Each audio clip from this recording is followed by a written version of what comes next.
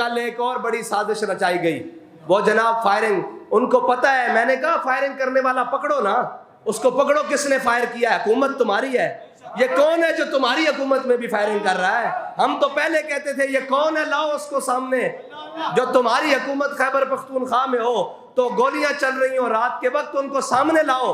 اب تو پنجاب میں تمہاری حکومت ہے، یہ کون ہے گولیاں چلانے والے؟ پوچھو ان سے یہ کون ہے، یہ کہاں سے آتے ہیں؟ وہ کہتے ہیں گولیاں چلائی ہیں۔ میں نے کہا ہمیں تو پتہ ہی نہیں کس نے چلائی ہیں، یہ تمہیں پتہ ہے یا ان کو پتہ ہے جو چھپ کر گولیاں چلاتے ہیں؟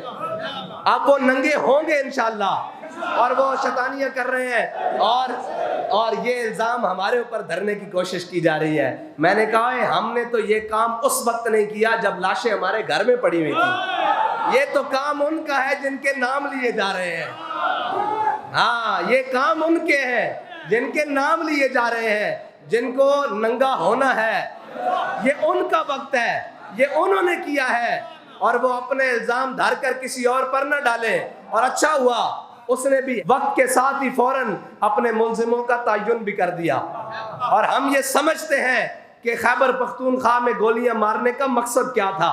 آج وہ ساری باتیں کھول کے سامنے آ گئی ہیں کہ یہ چاہتے تھے کہ ان سے لڑیں، ہماری لڑائی ان سے ہے ہی نہیں، ہم تو ان کو سیدھی راہ بتائیں گے، ہم جہاں یہ غلطی کریں گے وہاں ان کی غلطی کی نشاندہی کریں گے، لیکن یہ نہیں ہو سکتا کہ جو تم چاہتے ہو ہم وہ کریں، ہم وہ نہیں کریں گے۔ بابا جی فرماتے سن جھلے آئے کون ساڑی لڑائی تا ٹرمپ دے نال ہے، ساڑی لڑائی تا کفر دے نال ہے، ساڑی لڑائی ہر اس شخص نال ہے جڑا پاکستان نو توڑنا چاہتا، جڑا اسلام نو نقصان